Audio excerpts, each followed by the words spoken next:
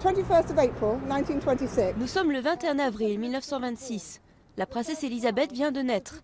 C'est le premier enfant du duc et de la duchesse de York. Elle est née par césarienne, ce qui était plutôt risqué à l'époque, surtout que c'était à la maison. Il ne reste plus rien de l'immeuble où est née la reine, le 21 avril 1926, dans ce quartier cossu de Londres. Seulement cette plaque.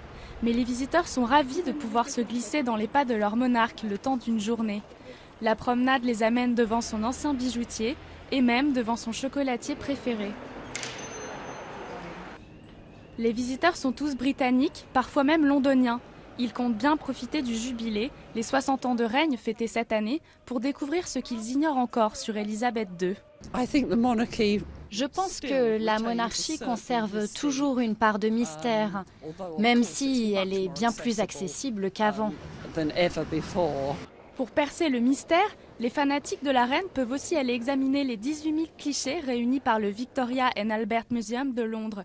Le grand photographe Cecil Beaton a pu figer les moments clés de la vie de la reine. Nous voulions montrer que la reine a eu plein de rôles différents. Et c'est ce que montrent les photos de Cecil Beaton. Elle montre la jeune princesse, la jeune mère avec ses enfants, et puis la souveraine, étincelante, le jour de son couronnement.